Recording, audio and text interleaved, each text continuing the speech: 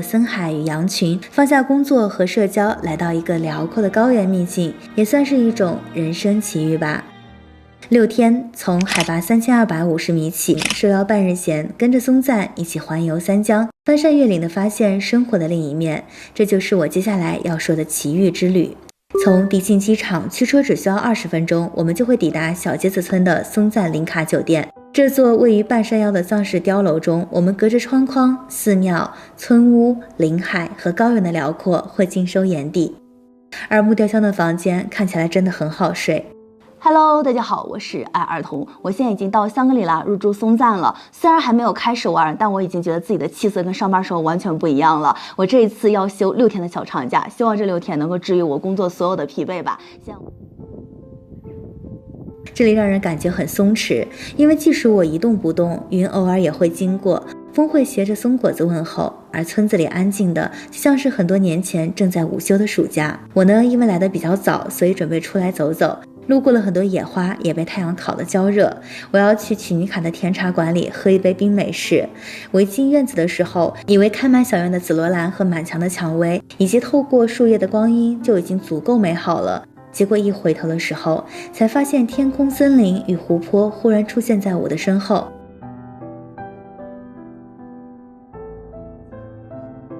那就正好在这样美好的小院里面，给大家插播一下我今天的穿搭。这一次我几乎是带上了我所有最舒服的衣服们，为的就是能够让自己更轻松地享受旅程。于是我就在这样安静而美好的小院里面，和门外的湖泊、山峦、日光、清风，过了一整个几乎是这1年中最清静的下午。我真的太喜欢曲尼卡的甜茶咖啡馆了，虽然我在这里还是工作了1个多小时，但是我的心情很好，而且效率非常的高。特别是当我一回头看到门外的那一片湖的时候，整个人就觉得非常的放松。我觉得这可能就是旅行的意义吧，就是会让你短暂性的失忆，忘记你是做什么的。虽然我依然在工作，但是我好像已经完全跟工作没有关系了，只是在做自己非常顺手的事情，整个人就沉浸在这个让人很放松的氛围里面。在回程的时候，我走过安静的村子，好像忽然明白，难得的不是这里的风景，让人着迷的是它没有被打扰的静谧感。这里依然没有商业化，只能是我作为来访者沉浸感受，变成另一个村民才能享受这里的松弛。比如说，当夜色将至时，这里表现的像是一个普通的夏日傍晚，平静的只有牛叫和风声。但是松赞林寺会被云带穿过，山头也低压压地沉着一大片云，而另一边是一片金色的夕阳。这样好的天色，我实在言语苍白。我觉得最好的表达应该就是安静的独享。早啊，刚进去放了个东西，现在是8点半。我是早上7点20起来吃了一个早餐。早上起来的时候，外面空气就特别的清新，很安静，然后对面有好多云。今天又是一个很好的天气。我刚刚去吃了很多东西，然后发现那个餐厅的李子好好吃。我这个咬了一半了，就是里面是绿绿的，但它一点都不酸，是很可口的那种好吃。给大家看一下我今天的 OOTD。是一个速干的运动服，它这里是有一个拉链，然后不怕脏也不怕热。底下呢就是一个超垮的这个裤子，它是松紧的，所以我穿上好舒服。这个裤子就要80块钱。然后这个是我的书包，给大家看一下，克隆的。哇，这个书包真的超好背，它很轻很轻的，就可以给它背上。大家看一下，就是很轻盈，有没有感觉到超级轻盈？哎呀，不上班真是轻松嘞！我还在回味昨天一个人的行程，就是一个人在村子里转来转去，我真的觉得太放松了。虽然我现在每天晚上都还要处理工作，但是我已经跟大家达成一致的，就是晚上再找我。然后我忽然发现很多事情原来你晚上解决也可以的，不知道以前在着急什么，是不是有点无聊？给大家看一下今天的阳光多好，看到了吗？这种木头的房子真的很漂亮。我们的房子距离松赞林寺步行10来分钟左右。我们经过了松赞的马场，却遇见了正在升起的热气球。不过这也没什么好奇怪的，毕竟在高原上就是要随时做好迎接奇妙感的准备。快看，好漂亮的天啊！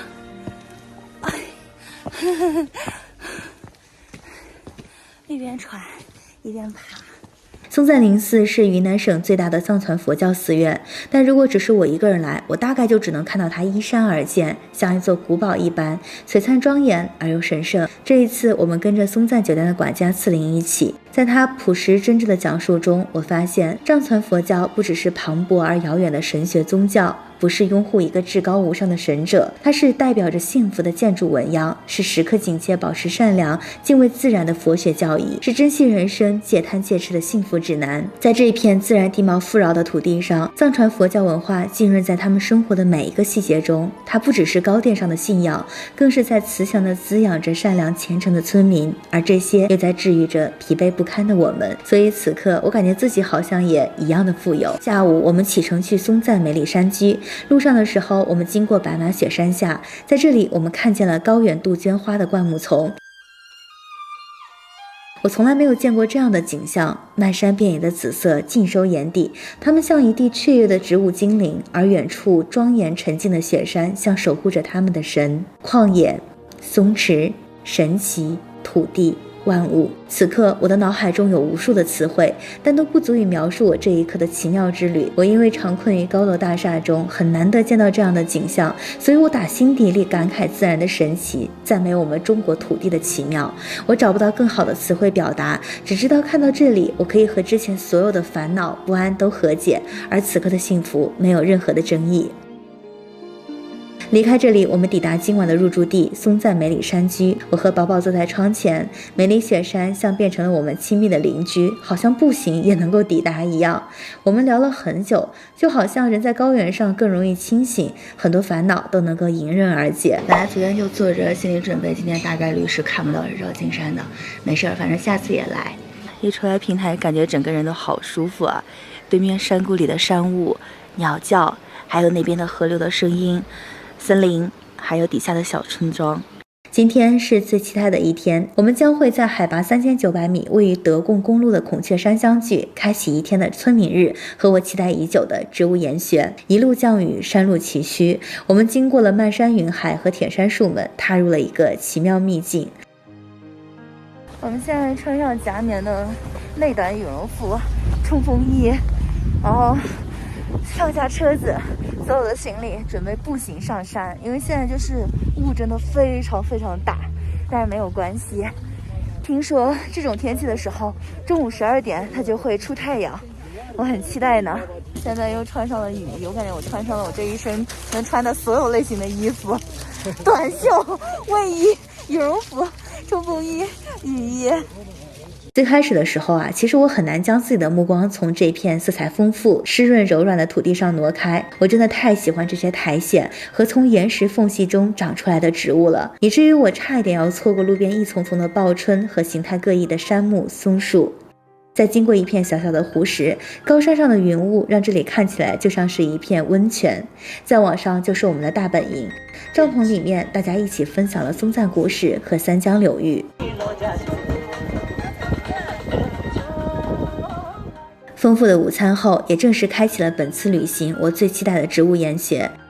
高山杜鹃其实长在高山上的。这次带队的老师是自然影像专家彭建生，他领命高原课题，常年生活在这里，对三江流域特别的熟悉。所以这一程，我想借用自己发的一篇笔记文案来做旁白，毕竟当时记录下来的心情最为真实嘛。彭老师60岁的身体被自然滋养的极有活力，他脚步轻盈，讲着每个植物的名字和生命周期。在迷雾细雨中，我们途经多变杜鹃，它娟柔的花瓣和宽叶被积雪压弯的木枝，让它低垂在一丛紫色的美花报春中。清朗的气候，凛冽的山峰，都让它开得更加的繁茂。我觉得没什么比在雪山畔能看到这样热烈的花朵更让人清醒了。6月的紫色报春开满山坡，它们一丛丛几乎像是孔雀山的第一，崭新的花朵，崭新的叶子，像是温室中培植的花株，却成片的开在这样寒冷的高原上。它们脾气真的非常的好，大方热烈的向你盛开着，衬托着灌木，也装点着高山。而龙胆则会躲在岩须下，一小簇蓝色的花像烟花一样绽放，这样小小的花骨朵就开在这样一大片潮湿的土地上。我必须要小心翼翼地绕过，倾听和赞美它，夸它长在这样辽阔的山地上，却还是这样的瞩目。跟彭老师在返回的时候，爬山的时候，就感觉我整个人都要垮掉了，但是这种感觉太爽了。人能够在这样好的大自然中受虐，是人类的福气。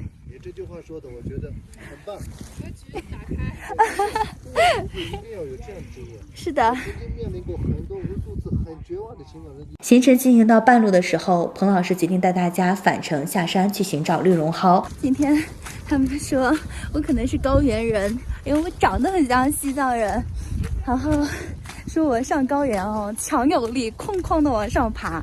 刚刚我本来要跟着董老师他们去看那个绿绒蒿，我都在队很前面，结果正好遇到省厅旅游局的杨老师，我们本来一辆车，然后跟我说快，我已经采访过男娃娃了，来采访一下你。然后我就夹着话筒哐哐的输出，我现在正在追杨老师他们的进度。我们植物组来30多个人，后面20多个人，10多个人，现在就只有7个人了。当时我们跟董老师拍那个小熊猫也是。是吗？最后就这么几个在雨里面还在接水的。希望真的可以见到绿绒蒿吧，不过见不到也没关系，以后还可以再来。哇，天哪！远山的白云，对吧？高原的辽阔呀，还有风。我们所有人看到了绿绒蒿，好多朵，真的大家都尖叫，我也惊到了，一切都值得了。对，就是不枉跟着彭老师上山下山。看，就在这个山头。于是原本轻松的植物研学变成了自然探索。它们轻盈地开在半山腰，花苞大而薄，清透了能看到脉络，花蕊紧实，枝茎粗壮，带着细腻的绒毛。它们被细雨滴打着，低垂着头，但也望着眼前的森林和雪山。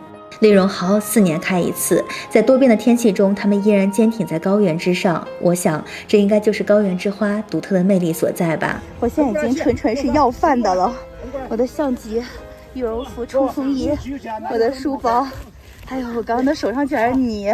下午，我们启程去傈僳族自治州丙中洛镇，松赞在这里的酒店也以此命名。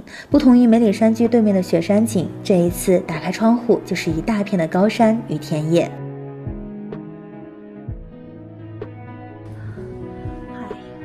回到房间了，给大家看一下我今天又是垃圾袋一样的装扮。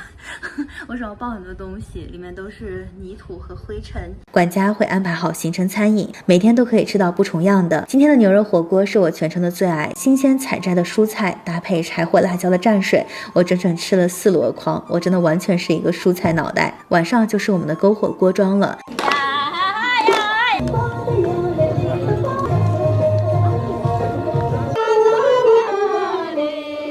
看着松赞伙伴们的节目，和大家一起在篝火旁跳舞，一圈又一圈，快乐的都已经忘记了已经下起了小雨。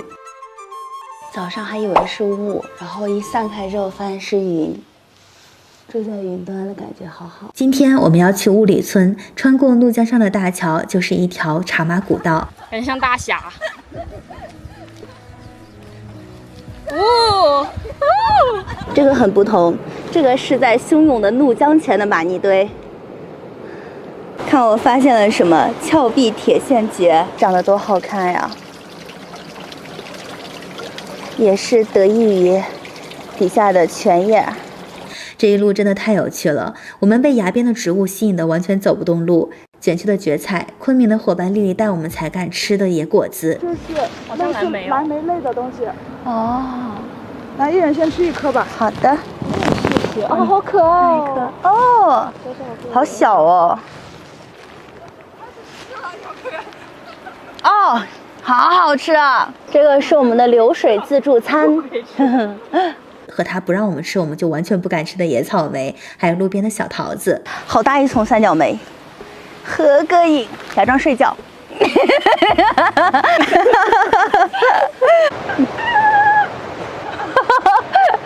好厉害！我刚学叫了半天，他不理我，后来淡淡说了句“你好”。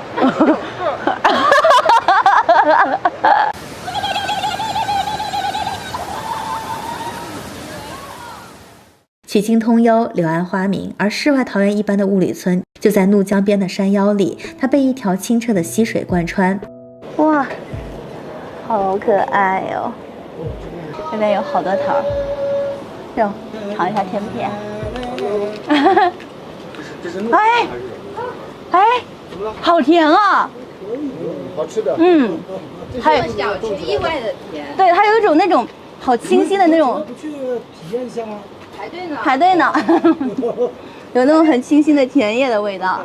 你是不是想吃桃啊？我可不能喂你吃。你怎么那么可爱呀？我抱回去。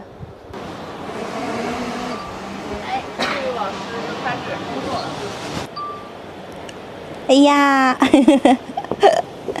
我心都化了。他躺在我脚下，哎，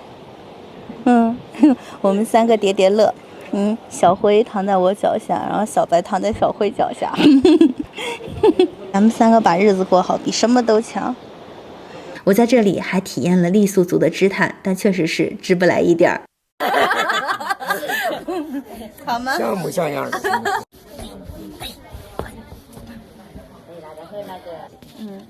对，可以了，让它把它打下来。这是我最会的。大家都说啊，丙中洛人参共居，气候舒适，地貌多样，高山溪流、梯田森林是应有尽有。它们日出而作，日落而息，是神仙也而来的地方。午饭前在这里的田野奔跑一会儿，我发现人参共居就更加的具象化了。这一次带着的半日前的充气沙发，在这里就有了妙用，能够在开阔的田野里小憩一会儿，该有多舒服。这还是我第一次在田野里晒着太阳窝躺，重新定义了温暖睡眠。脸指向着天空，忽然睁开眼的时候，周围的一切会变得崭新而清晰，就像在家里的周末睡了一个舒服的自然醒。打开卧室门，客厅明亮而整洁。松赞石月亮坐落在一个小村子里，房间开阔，风格特别。房间外是几棵茂盛的核桃树，常有小鸟来做客，又是一个可以坐着发呆很久的阳台。晚上依旧有我超爱的松露饭，那么现在再来点餐后的娱乐项目吧。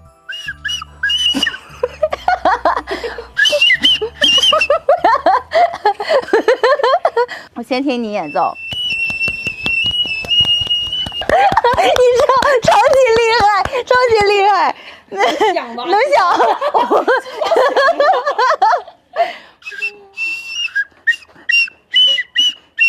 让你的丹田。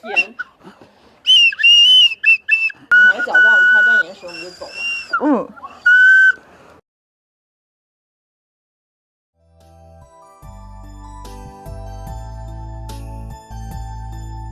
旅行的最后一日，我们要去原始森林。我们在路过大瀑布的时候，大家就会停下来，看着瀑布们在悬崖间隙飞流直下，落在地上又变成越来越平静的溪流。我全部的脑子都用来感叹大自然的神奇。它在这里已经数不清多少年了，它平望着高山，俯瞰着峡谷，却被人们永远的仰望着。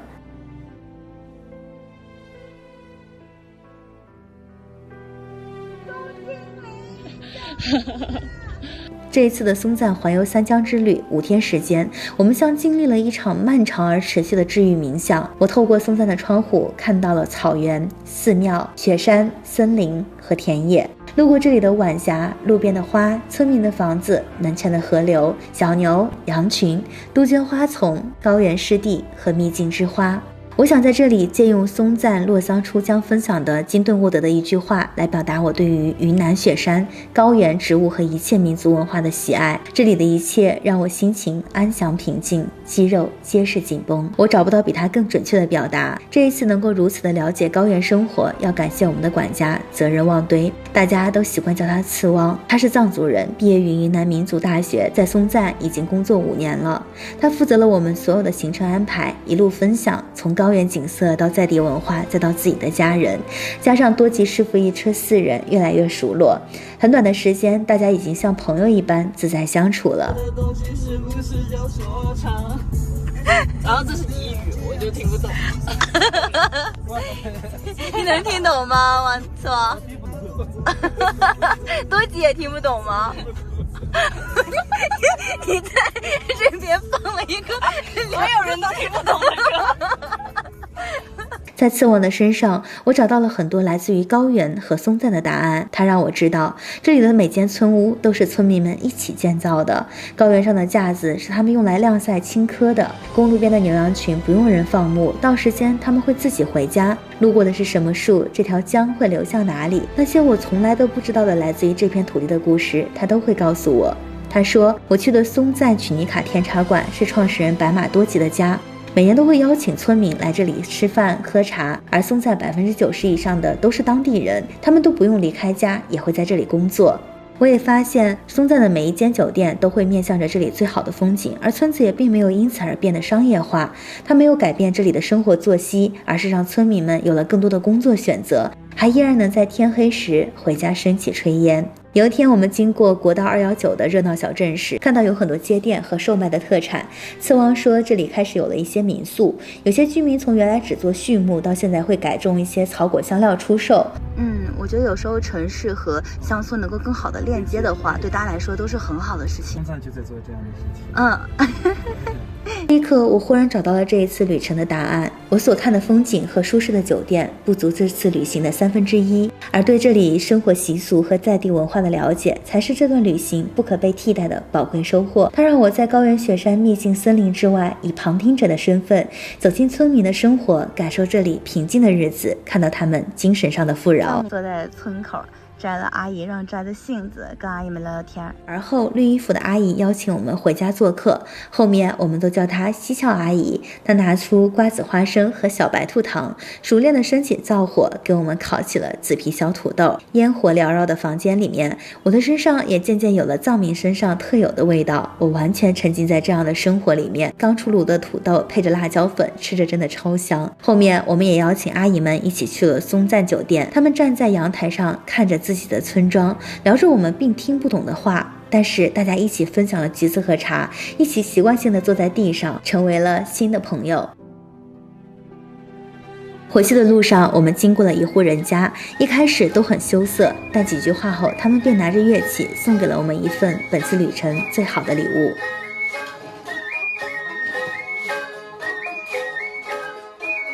你看，无论我们是否长久的疲惫，这世界总是那么的好，陌生人之间也可以不设防备的如此亲近，而太阳总会升起。高山、江河、溪流、草原、牛羊与小鸟，万物共生，一片和谐。他们总在这里张开着手臂，只等你靠近，拥抱你，治愈你，安慰你。这不只是一次旅行，更是一场短暂而有效的疗愈。我只是出走了几千公里，却遇见了最清澈虔诚的人们，成为了一名精神自由的村民。我见过祖国大好山河，内心充盈而感动。这是一份松赞给的卷轴，这篇视频是我的全部答案。